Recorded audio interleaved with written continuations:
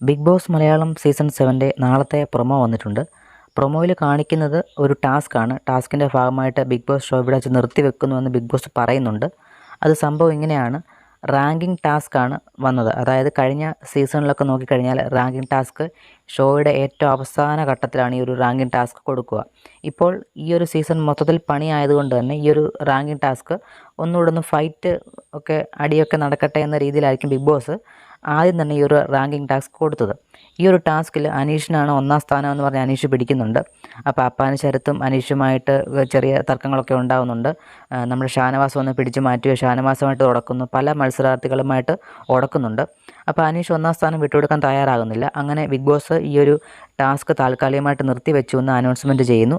പിന്നീട് വന്നിട്ട് big boss living ഏരിയയിൽ എല്ലാവരും വിളിച്ചു കൂട്ടുകയും പിന്നീട് ഈ ഒരു show Bigg Boss show Malayalam season 7 show Malayalam താൽക്കാലികമായിട്ട് നിർത്തിവെച്ചു എന്ന് അനൗൺസ്മെൻറ്റും ചെയ്യുന്നു. അതാണ് ഇതിനകത്തിൽ പ്രൊമോയിൽ കാണിച്ചിരിക്കുന്നത്.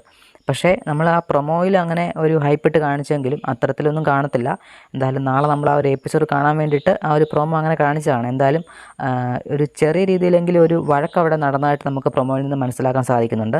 ഒരു പക്ഷേ അത് കയ്യാങ്കളിയിലേക്കൊക്കെ വന്നോ എന്നുള്ളത് നമുക്ക് വീണ്ടും നാളത്തെ പ്രൊമോയിൽ കൂടെ മനസ്സിലാക്കാൻ സാധിക്കും. കാരണം ഈ ഒരു ടാസ്ക് വീണ്ടും കൊടുത്തു കഴിയുമ്പോൾ വീണ്ടും ഈ റാങ്കിങ് ടാസ്ക് തന്നെ കണ്ടിന്യൂ ചെയ്താൽ ബിഗ് ബോസ് അല്ലെങ്കിൽ നമ്മുടെ ഇനി ബിഗ് ബോസ് നിർത്തുമല്ലോ അറിയത്തില്ല.